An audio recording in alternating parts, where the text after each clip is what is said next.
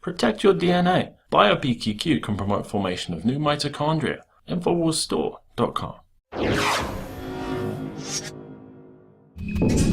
I'm Margaret Howell reporting for Infowars.com. I'm here in studio with Owen Schroyer. We're going to be talking about the Hillary Clinton body count, how bodies are stacking up around her, and specifically the death of Seth Rich, the DNC staffer that mysteriously died in a robbery, along with Sean Lucas. I know, Owen, you have others we're going to be discussing. Let's just jump right in. So Seth Rich's murder, the WikiLeaks founder, Julian Assange, talked to Fox anchor Megyn Kelly last night, to which she asked him why he was so interested in the murder of Seth Rich. And he alluded to the fact that Seth Rich may have leaked information regarding the DNC and those emails, which may have gotten him killed. WikiLeaks, they also are offering a $20,000 reward for any information that leads to the conviction in the murder of Seth Rich, this 27-year-old staffer who died in Northwest Washington. You and I were talking off camera about this area. It's a very gentrified area. I lived in this exact area myself in Washington, D.C. For about a year. And when I heard this story about a robbery, they are quite common in that area. But this might be the first robbery on record where nothing was taken. Yeah, it's interesting that you can call a robbery when nothing was taken, as you said. So I don't know why they call it a robbery when nothing was stolen, but it's the first one of all time, I think, a robbery with nothing stolen. Yeah. So the man is not missing his wallet. He's not missing his keys. He's not missing anything that would indicate that he was actually involved in this incident. Also, there's a time lapse that's happened where, you know, a certain amount of time was unaccounted for with him, which has a lot of questions for people. And that area is so heavily, there's so many security cameras everywhere. It's very difficult for me to believe that they don't have a suspect, usually within minutes. Because of face recognition, they're going to be able to target someone coming out of that. You know, his murder falls on the steps of another case that I'd like to talk to you about. This attorney in this DNC fraud case, he was found dead. His name is Sean Lucas. And this attorney was a Bernie supporter. He filed papers at the DNC Services Corps against the chairperson, Debbie Wasserman Schultz, in their headquarters. He was later found dead, unresponsive in his home, a very young man. And his girlfriend finds him on the bathroom floor when she returns home on August the 2nd. So this just happening. Paramedics responded, no signs of life, a very young man. And yet again, the suspicion surrounding his death is just, nobody's questioning it. It's amazing. Well, and isn't it amazing, too? It's like this, I mean, there's a war going on right now.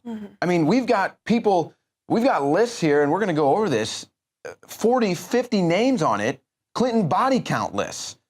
And now you've got DNC staffers dying.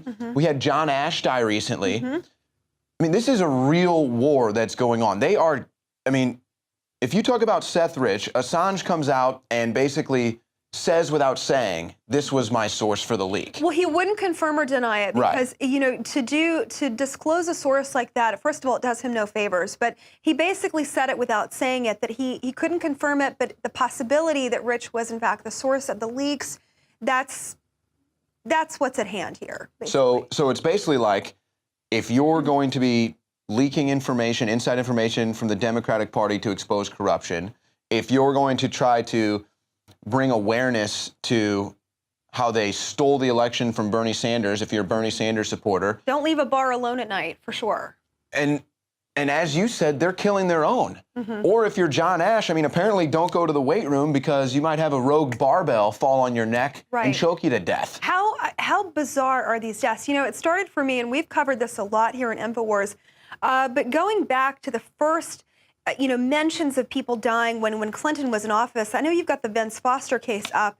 You know, these suspicious deaths and these suspicious suicides of people that have too much information, they get too close. I know you're going to get into that, but it never stops. It just seems to never stop. Well, look, we've got this list here, and I've got multiple lists printed off from a bunch of different sources. A bunch of different people have done research into this. Each case, you know, different case study here, trying to figure out what's going on. But I find this hilarious. On Snopes.com, they even write a story on the Clinton body bags. And immediately, the first thing they do in this report is say that it's false. Essentially, it's not true that the Clinton family, or Bill and Hillary Clinton, are offing people essentially. But here's how they lead the story. Decades-old political rumor claims Bill Clinton quietly did away with several dozen people who possessed incriminating evidence about him. Then they say it's false, and then they provide a list of almost 50 people long. So, I mean, what? Can you find one other political candidate? Can you find one other former president? Can you find one other person running for office where they have a list of 50 names of dead people that they've been associated with? I mean, if nothing else, this is just billows and billows of smoke coming here. And I think that we're starting to see the fire. I think that with Seth Rich, with Lucas, with Ash, I mean, these are the fires now. You know, young man who had his life in front of him, who was a member of the DNC, was an activist for the DNC. You know, I was looking at his Facebook page. This guy, you know, he loved the country from what I read about him, you know, what he was posting online. And regardless of his political affiliation and regardless of the issues surrounding him, the fact that his death is so mysterious, that is a problem here. The fact that we don't have a single security camera image of him getting robbed is a serious problem. And, you know, I'm just not buying it. I know that little fanfare is going on about this, but in D.C., it was the murder capital of the world. I'm sorry, of the U.S.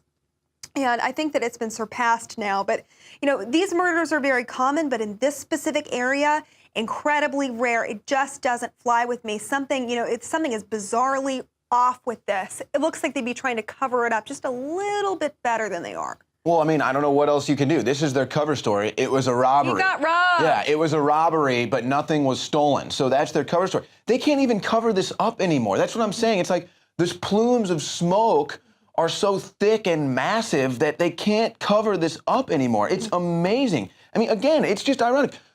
A list of 50 names long. Let's say that 49 of those deaths, you know. All suicides. Well, we've got a list. Well, no, hold on there. Let's go through it. Let's go some of these. I mean, Ron Brown, another former DNC staffer, he died on a plane crash, but he had a bullet wound in his head. So okay, let's logically think here. Well, you got to make sure this guy's dead. Then you're going to probably shoot him just in case he doesn't survive the plane crash. It goes on. Jerry Parks, head of Clinton's national security team in Little Rock, he gets gunned down outside of Little Rock.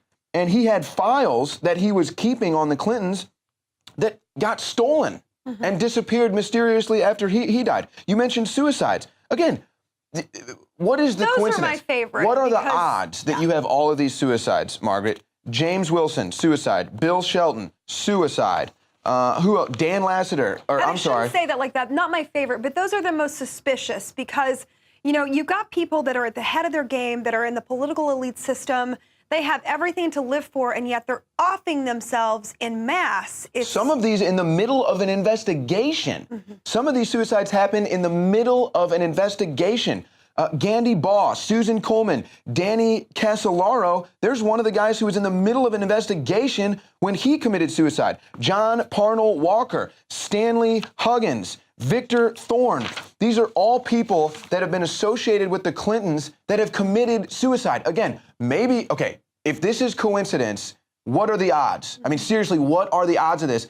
And show me one other political family or political candidate or former president that you can even look and have these same coincidences. And real quick, too, let's remember, Hillary Clinton has been meeting with Google very often during this campaign. To suppress the searchability. Bingo. Exactly. Oh, my goodness. And Paul Joseph Watson illustrated that in an article on Infowars.com. Google hides Clinton body count searches. And of course, just like Google is trying to hide the Clinton body count searches, this is what they're doing with the files. Vince Foster files disappear. All of these other investigators' files disappear after they commit suicide. There's way too much smoke here. This is not a coincidence. And at the very least, you would hope that the mainstream media would at least turn up some of these rocks and do an investigation, but we know that's not going to happen. Well, we know that we have a judge's order to begin the release of those 15,000 emails that remain on her server. She made a joke today about wiping the server. She meant, like, what, with a washcloth? So we're going to have to wait and see what those reveal next. Well, stay tuned for more reports. I'm Margaret Hell with Owen Schroyer for Infowars.com.